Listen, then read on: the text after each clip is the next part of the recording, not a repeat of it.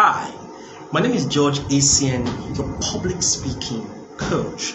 In the last 17 years, I've helped small organizations, big organizations to become the best they can be by exposing them to ideas, to tips and strategies that will help them to become more effective in the marketplace.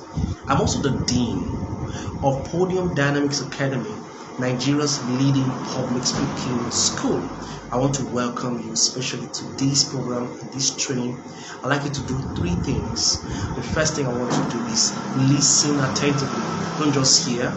Take time to listen attentively to what will be said, because a lot of ideas, a lot of insights will be shared.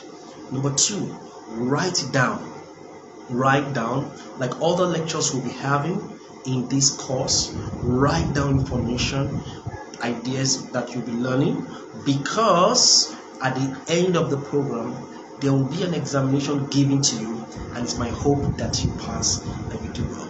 And number three, take action and do all your assignments. I will give you the opportunity to do some written assignments, some video assignments, some audio assignments. I'll show you exactly what to do with those assignments. I'm going to be assessing you and evaluating your score with what we choose to call our Speech Mastery Analyzer. The Speech Mastery Analyzer is a tool that we use to check how much progress you are making, to also evaluate you on key areas that are important in public speaking. So we would assess you on that and send your results to you via email. Once you've done the assignment, send the assignment to us to podiumdynamicsacademy@gmail.com. Again, it's podiumdynamicsacademy@gmail.com. Now the truth is, we're only going to be sending results and truly evaluating those who are registered members of this program and courses. I'm assuming that you are one. So today we're going to talk about how to prepare a speech preparation methodology, the basic things you need to know about preparing a speech. Now, there are different kinds of presentations. It's important that you know this, and all of them have a unique framework, a similar framework, but again they are also very unique in their approach. So we have a manifesto. Manifesto is that thing you do, that speech you give whenever you are trying to solicit to get people to vote for you, or it's your plan, whether it is spoken or written, that you share with people so that they can vote for you, or they can make you president, or make you vice president, or give you any elected position. We also have a sermon.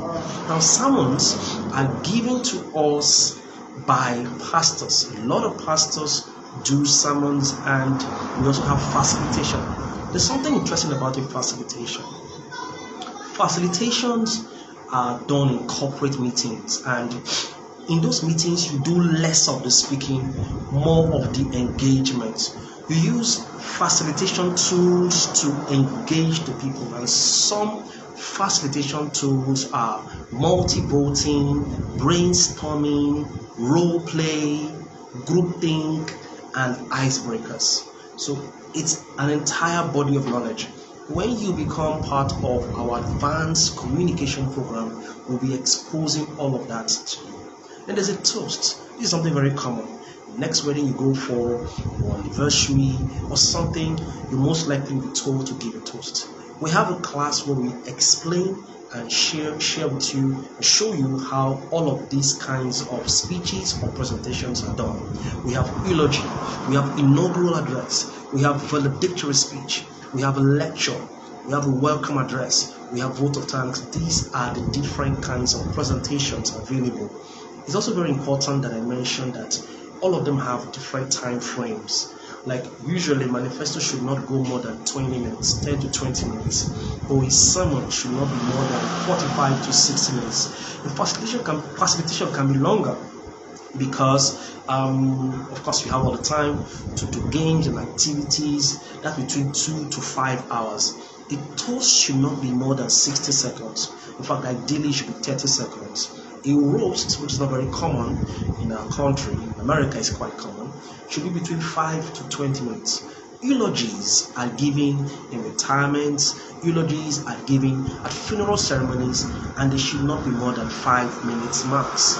An inaugural address can be between 20 minutes to 60 minutes. An inaugural address can be between 20 minutes to 60 minutes. A valedictory speech, a speech you give upon graduation, somebody is selected to give a valedictory speech, should be between 5 to 30 minutes. A lecture can be between 1 to 3 hours, and then a welcome address should not be more than 5 minutes, and obviously a vote of thanks should be at least 2 to 3 minutes. It's important to know as a public speaker that it takes 1 hour of preparation for each minute of presentation time. A lot of time and thinking goes into any quality speech or presentation that you're giving. A lot of work, a lot of research, a lot of organizing goes into it. But here's the good news about preparing right. 95% of the success of any speech that you're going to have will come from the extent and the depth of your preparation. Preparation is so important, you don't want to joke with it. So now, here's a question that I feel is important that you take note of. When is a public speaker fully prepared? When can you say that you are prepared to make that presentation, to give that speech? When can you say that, I am good to go? What are the boxes you need to tick in order for you to do that presentation? There are 4 ways to know that a speaker is fully prepared. Number 1, a public speaker is fully prepared when he knows his subject. He has subject matter mastery. He knows the what of the matter. What is he talking about? The content of the matter. It's so important that you know that. That seems like a no-brainer, but it's important that you are very strong on that. You gather all the necessary information for that speech before you say, I'm fully prepared. A lot of people think that's all there is to being prepared as a speaker, but there is much more. Number 2, you need to know your purpose. By that we mean the outcome. What do you want to achieve? The objective, the target, the aim. Every presentation should have a purpose. Why are you speaking? The third thing, you must determine that at the beginning, before you climb the podium to deliver that presentation, you need to know your purpose. Number 3, we also need to know the audience. Who are we speaking to? What's the situational analysis? What's the demographical analysis? Why are we speaking to them? The purpose talks a lot about the why. We need to know our audience very well. The audience speaks about the whom, the purpose speaks about the why. We need to know our audience in full details. We need to know the quality and the kind of audience that we're expecting, and that will determine the stories that we share, the illustrations, the analogies. This is so important. And finally, the sequence. This actually is also called the structure or the organization of your presentation. In other words, how do you intend to arrange? How do you want to start? How do you want to transition to your body? How do you want to exit and close? What is your opening strategy? What is your exit strategy? How do you intend to organize the body of your presentation? That is what we mean by the sequence, and this is very important if you're going to make a good speech. Now, a lot of people in preparing only tick the subject box. They are very good with the subject, but they don't tick the purpose box, they don't tick the audience box, they don't tick the sequence box. Some of them do that. They do the subject and the audience, but they don't tick the purpose and the sequence. Some people do the 3: the subject, the audience, and the purpose, but they don't take the sequence. They don't understand how best to arrange. Let's talk about the purpose of your presentation for a while. The direction. Every time you give a speech, there's got to be direction. So there are 4 or 5 4 or 5 purposes of any speech you're going to give. Many times we give a speech because we want to inform people. Information is very elementary. You want to present some information to people. That's why we give a speech. Number 2, we give a speech for entertainment purposes. We want to entertain people. We give a speech to educate, like what we're doing here, to teach and to show people how best they can understand what you're sharing. We give speeches to educate. We give speeches to instruct. Maybe we are in leadership positions and we're supposed to give instructions, so we do that. We also give speeches to persuade. If you're a marketer or you're a leader and you need to do that, that will come across as important. You must determine the purpose of your presentation before you go ahead to speak. The purpose of your presentation is a critical part of your preparation, and this is so important. Now, it is very possible that you combine any of the various objectives of your speaking. For example, you could choose to inform people as well as instruct them. So you give them information and then you instruct them on what next to do. You could choose to entertain people as well as educate them. So you entertain them, you're humorous with your presentation, and in the midst of the humor, you give them a lot of life lessons, instructions. Alright? You can choose to educate people and then persuade them, educate them. So for those of us who are marketers, the education persuasion model or outcome is always a very fantastic way to go, a very interesting route to go or to flow. So you want to find a way to educate people before you persuade them.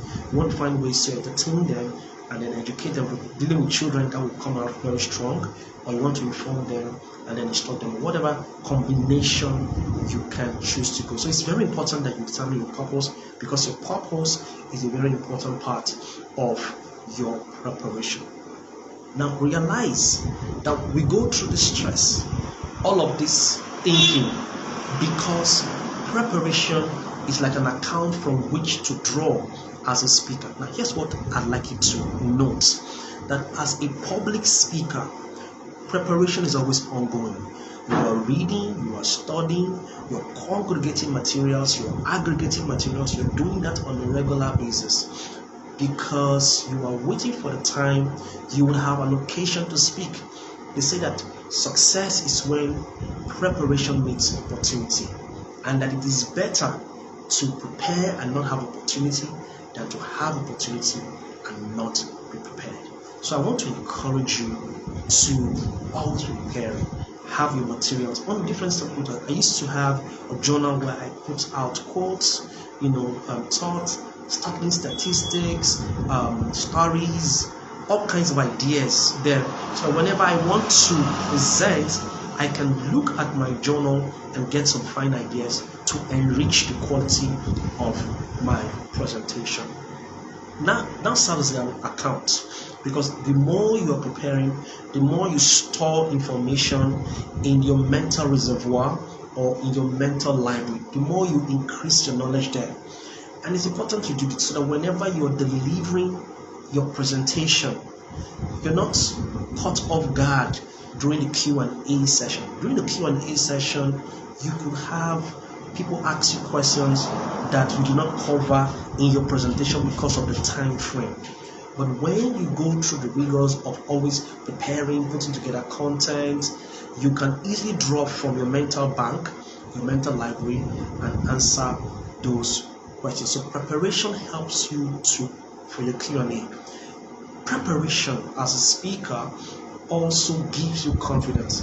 When people talk about stage fright, it's likely because they are not confident, and confidence stems from knowledge. Fear is a product of ignorance or incomplete knowledge. So you want to develop confidence and have confidence. Confidence is a very important part of public speaking.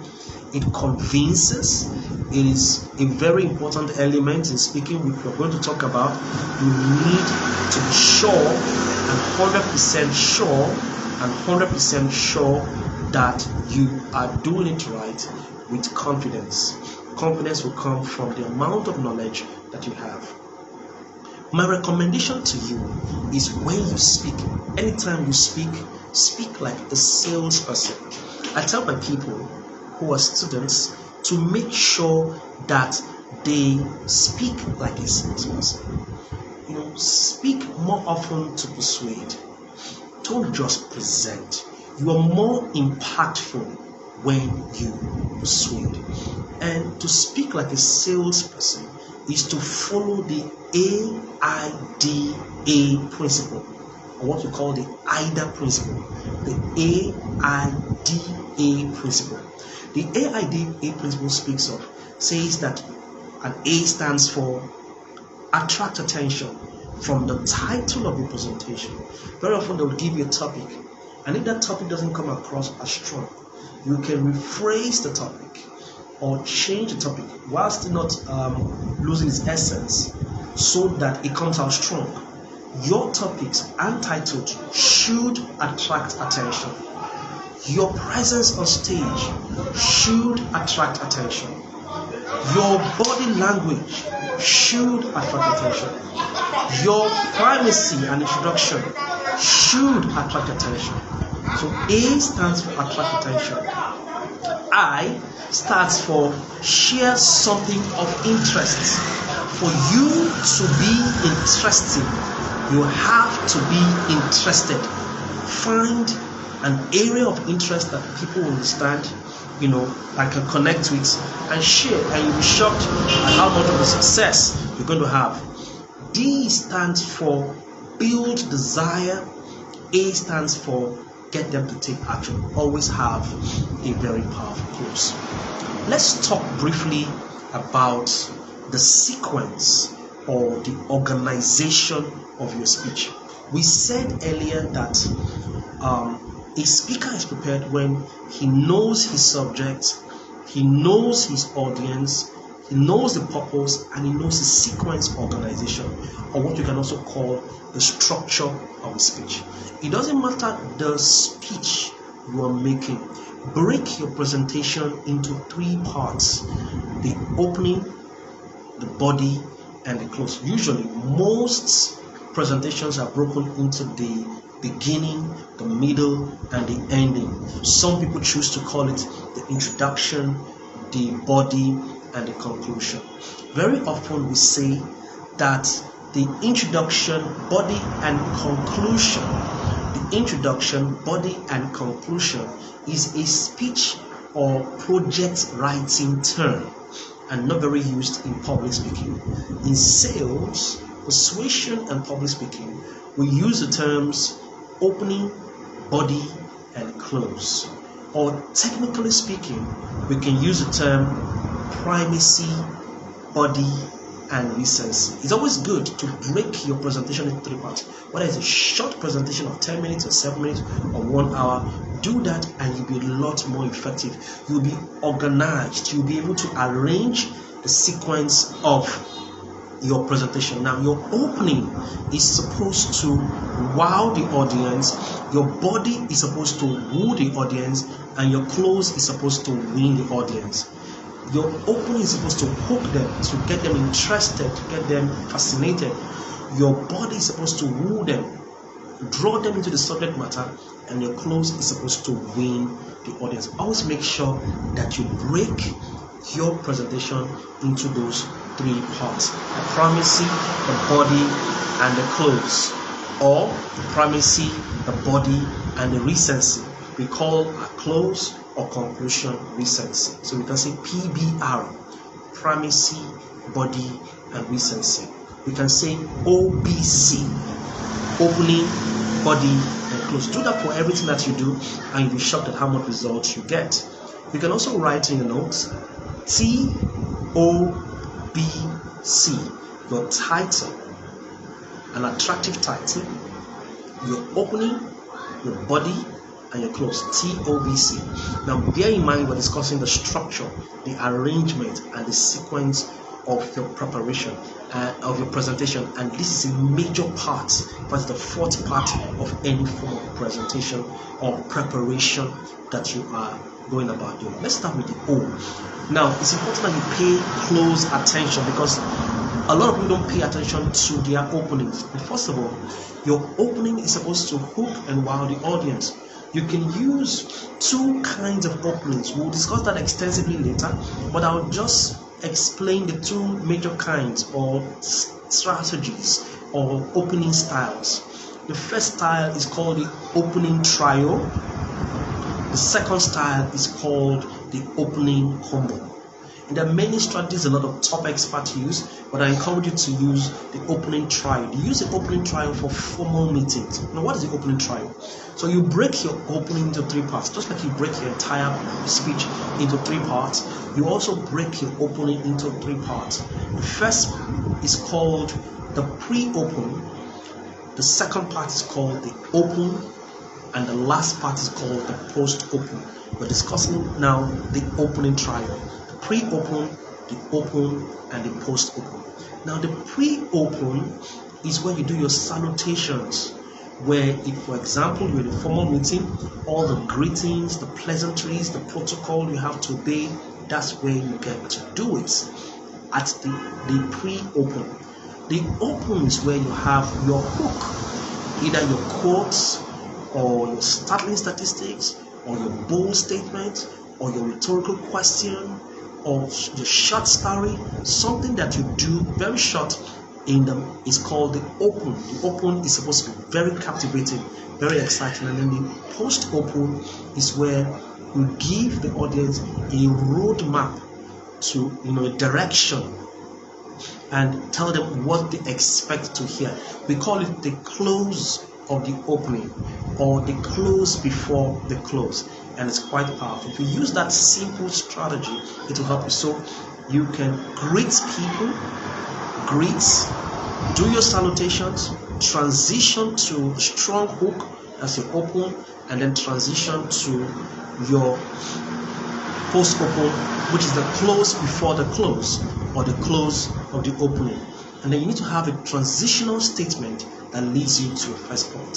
So that's what you call the opening trio. The second strategy or style is called the opening combo.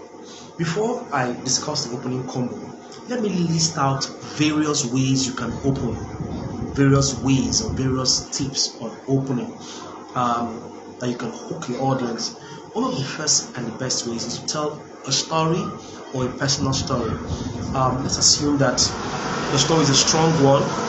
You can use it there. But the thing about the caveat about storytelling at the beginning is that your story should lead to your first point, and the story should be short and concise. So if you take your audience on a journey with your story at the beginning, that can be very problematic. So yes, use stories, but be sure that the story is leading to your first point and it is very short, not more than 1 minute max, so that you can get into the meat of the matter. You can tell longer stories in the middle of the presentation, but not at the beginning of your presentation. Your story should be very exciting, should be something that leads to the first point I already mentioned. Another strategy of opening can be using quotes. Quotes are very powerful.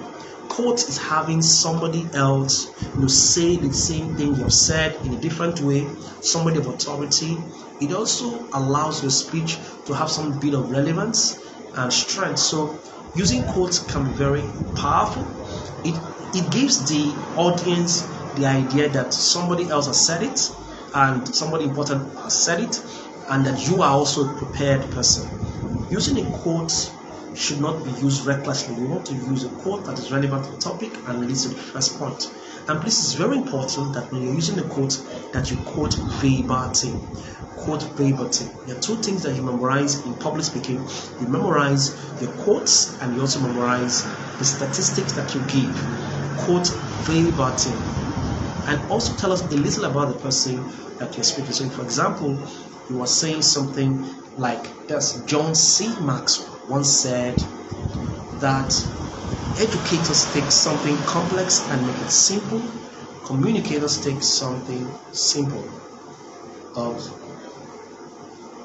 Sorry about that. John C. Maxwell once said, educators take something simple and make it complex. Communicators take something complex and make it simple. So that simple quote is done by John C. Maxwell, but that's not good enough. I've mentioned John C. Maxwell. At the back of a lot of the persons listening to you, their mind is, who is John C. Maxwell? So you want to say John C. Maxwell, a leadership expert, an American author, leadership author, once said. That makes more sense than just saying John C. Maxwell. So tell us who the person is, put a little brief about him, and then you can go ahead and then make that quote. So stories, quotes are powerful statistics. Make sure the statistics come across strong. They are very engaging. Make sure the statistics are told in a story format. They are startling. That's when it makes a lot of sense. Make sure the statistics you get the right source of your statistics, so that you can make a lot of sense. Another way to open is to use icebreakers. Icebreakers are activities or games used to engage the audience. And there's a class where we teach on icebreakers. So you don't want to miss out on that. So we have icebreakers. You can choose to open with protocol. Make sure you honor those that you need to honor. One of the ways to open your presentation is to establish your credibility. To establish credibility simply means that you are telling the audience why you. When people listen to you speak, what's at the back of their mind? They are thinking and saying, why should I listen to this person? Why you? So one of the things you want to quickly do is to establish your credibility. We call that concept pre-framing. Pre-framing, the ability to establish your credibility. The perception that people have of you when you speak is a very important perception, and public speaking is truly about perception. So establish your credibility if you can. One other thing that you want to do is establish how relevant the topic is to the audience. You want to quickly tell them why they need to listen to this topic, why they need to hear. So not just why you want to explain what's in it for the audience. These are strategies to open. There are many other ways. You can choose to draw from the previous speaker. If the speaker did a fantastic job, you can choose to draw from the previous speaker. You can choose to present a common goal. You can choose to present a problem that needs a solution. You can begin with a starting statement. You can promise advantages. You can build expectancies. You can use comparisons and contrasts. There are many ways you can open your presentation. These are again, the opening is supposed to wow and hook the audience. So guess what? When you are doing your presentation, make sure you factor that in. So the first style opening is called the opening trial, where you do the pre-open, open, and post-open, right? That's the opening trial. The pre-open, the open, and the post-open. The pre-open is the salutation, the open is the hook, and the post-open is like a preview or the thesis of what you're going to do. Now the open, that middle part, that hook, that's why you have a list of these things I just mentioned. You can actually combine them. You can combine these structures. A quote and a start, a story and a quote, promising advantages and presenting a common goal, presenting a problem and asking a rhetorical question. When you combine different opening strategies, we call it opening combo, that is opening combination. So we have opening trial, arranging your presentation in an order, and opening combo, when you combine the hooks. When you combine the hooks of your presentation, it becomes quite interesting. Alright, so the next part, that's about the opening. The next thing you want to pay attention to is the body of your presentation. A lot of people don't realize that the body of your presentation is quite critical to the success. That's where you have the core, that's where you have the bulk of the matter, that's where you have a lot of information that you want to share.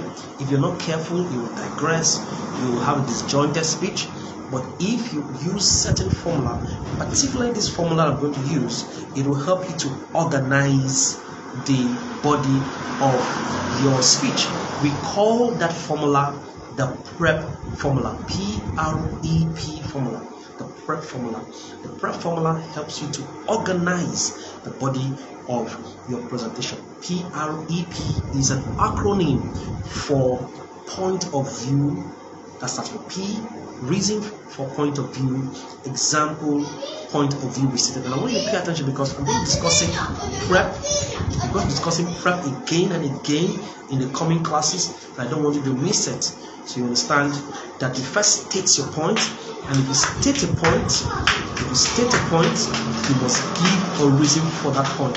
If you state a point, you must give a reason for the point. If you give a reason for the point, you must give an example. And obviously, you want to repeat the point again. State a point, give a reason for the point, give an example, and state the point again. So it's called PREP. There are times you state a point of view, you give reason or reasons for the point of view, you give example or examples of the point of view, and then you restate that point again, point of view restated. So when you mention a point, whatever point it is, whatever point it will be, your reason should be facts, figures, and statistics. When you state a point, your reason should be facts, figures, or statistics.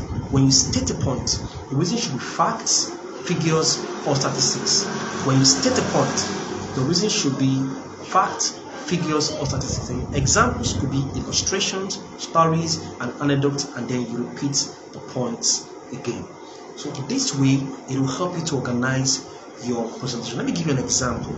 So let's assume that you say books, as my point now, have the capacity to mold and shape your destiny. That's the point. Why? Arrow will not be my reason. According to African Studies Journal, it says that 75% of Africans don't bother to read after they have done a first degree. According to African Studies Journal, 75% of Africans don't bother to read after they've done their first degree. That's the reason. An example will be you saying something like this. In 2003, James Amadi read the book Think and Grow Rich, and it changed, like telling a story. And then the P will stand for the point of view restated by saying, that's why I say books have the capacity to mold your destiny. Now we can go through a more comprehensive thing, which I'm going to do later, but here's the deal. Whenever they're giving you a speech to make, break your speech into points. P1, your point 1, P2, your point 2, and P3, your point 3. P1, P2, P3. Okay, if you're going to have P1, P2, P3, you're going to have P1 means point 1, P2 means point 2, P3 means point 3. You're also going to have R1, R2, R3. That means your R1 means the reason for your point 1, your R2 means the reason for your point 2, and your R3 means the reason or reasons for your point 3. Alright, if you're going to have R, you're going to have E. E stands for example. Example E1, E2, E3. Example for point 1, example of point 2, example of point 3. And if you're going to have all those three, you're going to have to repeat your point. Point 1 we stated P1 arrow. You're going to also have point 2 we stated P2 arrow. And you're also going to have point 3 we stated P3 arrow. So this helps us to understand here that when we have that structure or those codes written, we can list out our points, knowing that if you put out a point for 1, we're going to have to give a reason and give an example, then restate or rephrase the point. Give out a point for 2, we're going to have a reason, example, and restate the point for 2. Do that for 3, reason, example, and restate the point for 3. We're going to teach that later, but it's a very powerful way to begin your presentation. So you can have your title, your opening, any of the strategies you want to use, the body, okay, that will contain your point 1, your point 2, and your point 3, or how many points you want to do. Very often we say do not do more than 3 points. Point 1, point 2, point 3, and then of course your close. That's how to truly organize your presentation. So let's go to your close. Your close is the end of your presentation, and there are a few ways to close. I'll be teaching you a class on how to close your speech, but I'll just give you a few ideas now. You can choose to end with a quote. Now, if you begin with a quote, how do you end with a quote? The first quote you give must lead to your first point, right? Now, the quotes that you're giving at the end of your presentation should fully and totally encapsulate all that you've said. It's more difficult to do a closing quote than to do an opening quote, but it's a very powerful way to close. When you don't know what to do, close with the quote. Look for a quote that totally explains all that you've said, and then use that. You can also close with a question, a rhetorical question. You can close with a call to action. A call to action. You can end with the title. If the title was well crafted, you can end with the title. You can finish up a story that you began with at the beginning. You can also tell a story and then conclude with it. You can end with a demonstration or an icebreaker. There are many ways to close. So this teaching on speech preparation is so important. Remember what I told you, that you break your opening into your speech into your opening body and your close. When you do that, you're actually putting into cognizance your sequence, because for you to be fully prepared, you need to have, know your subject, which is something that we already know what to do. Then you know the purpose, what's the outcome you want to achieve, and we discuss the different kinds of outcome. Then we know our audience, who are we speaking to, and we know the sequence. All of this discussion has been about the sequence. But let's take a little bit with the audience, and even though we have a class where we teach you audience analysis, so questions you want to ask, and this is a major part of the preparation. Questions you want to ask as you begin is, who are they? What is their familiarity with my subject? What do they need to hear? What is their age? Why are you speaking to them? What have they been listening to? This will help you in analyzing your audience. So preparing yourself for any presentation can be that tedious. And I want you to take your time to listen to this again and again and try to write and follow the instruction. It's not as complicated as you think. Preparing is quite tedious, but truthfully, if you do it, you will succeed. So I recommend that in order to succeed as a speaker, that you practice and you practice. You practice your presentation. And there are a few tools in preparing that you can use. The first tool is a recorder, and your phone these days can do that. You can record your voice, record your presentation, and you do that because you want to fall in love with your voice. Number two, you want to improve your vocal variety. Number three, you want to check out for grammatical errors. Number four, you want to check for gap fillers. And then you want to be sure that you are making a lot of sense. It will also help you with your timing. That's why you record your voice. So recording your voice is a very powerful tool. Second thing you can do is to use a mirror in your house. We do a lot of rehearsals. You want to go for any presentation, do a lot of rehearsals again and again. Make sure you have your stories right, your punch right, your transition right. So you do a lot of rehearsals in front of the mirror. And the mirror helps you to check your body language, your facial expressions, to be sure that you're doing it just right. Now the video camera does the two things that the video camera does what the mirror and what the recorder does. So you want to use a video camera to check it. So do that recording regularly, and I'm going to give you an assignment at the end of the day, so you can send to us, and then we'll help you assess how well you are doing. So the other tools that can help you to improve. One of them, interestingly, is going on Facebook, doing a Facebook Live for any presentation. Also, you need to understand that you're a voice and you have a message. You can practice doing 2 minutes, 5 minutes, to even 10 minutes Facebook Live. And research has that those who have the audacity and the confidence to do that grow in their confidence. And then you can use mobile apps. There are a few mobile apps. I'll mention just one that can help you to improve your public speaking, and that mobile app is called Orai, O-R-A-I. Go to your Google Play Store or your iOS and you download it, and you can use to practice. I think there's some kind of subscription you need to do to become better. But you need practice tools as part of the preparation. You must have done at least 10 rehearsals before you go out there to make sure you know your subject, make sure you know the organization, the sequence, make sure you've already done mental analysis of the audience, make sure you're sure of your outcome, and then you practice again and again, particularly how you want to open and how you want to close, whether you're using an opening combo, whether you're using an opening trial, and how exactly you want to close your presentation. So you have Your practice tools are your recorder, the mirror, the video camera, and any mobile app that you have. So now, one of the things I want to close with the idea of putting your content together.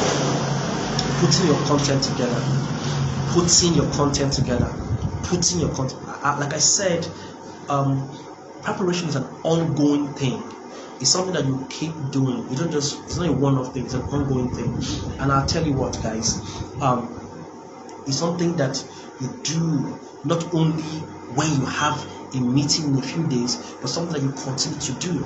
Putting your content together goes through 3 stages, and I recommend that you either use your laptop for your preparation or files, or a cabinet. So the first phase or the first stage of content preparation is called your congregation.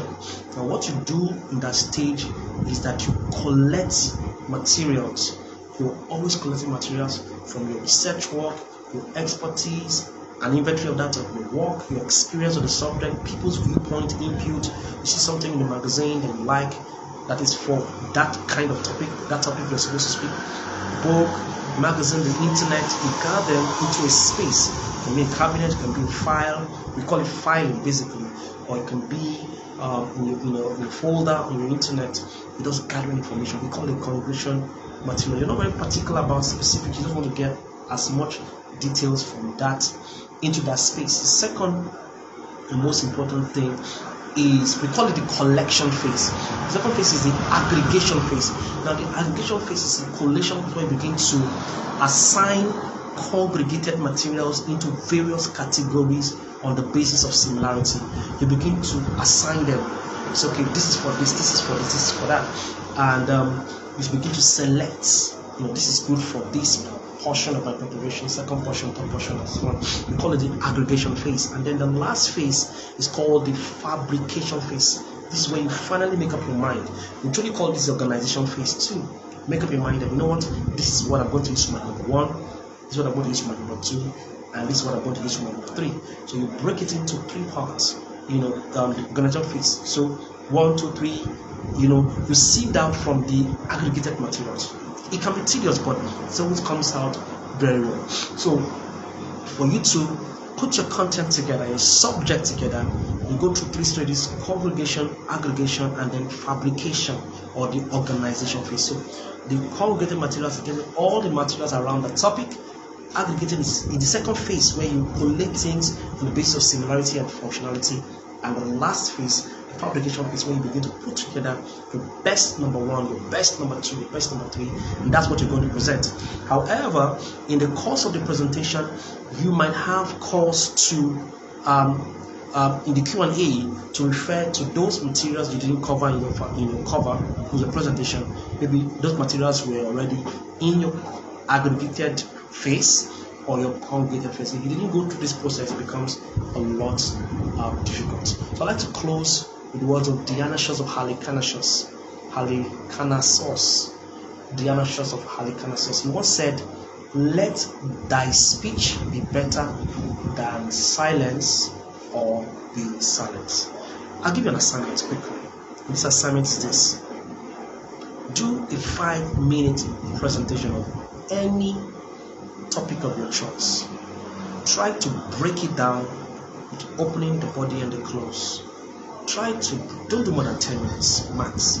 Do a video with your phone and break it down to the opening, the body, and the close. Try to organize the body using the prep formula: the point, the reason, the example, and the point of view. And do that very well. Do that in 10 minutes. Send it to podiumdynamicsacademy@gmail.com. It's very easy to do that. You do that on your phone, compress it as much as you can, and forward to the email as a document. You can do that way, or you can send it as a document to, not just the email now, to the phone on the WhatsApp number I'm going to send to. I'm going to place the WhatsApp number here on the screen, so you can send it there. And once you do, I will make sure that I review it using our speech mastery analyzer, and then we're going to send the result to you. The more of this kind of exercises you do, the better you will be, the as a public speaker. So this is class number 3 of public speaking, and I hope you got a few ideas. I hope you took down notes, and I hope you do the assignment. I'll see you soon. God bless.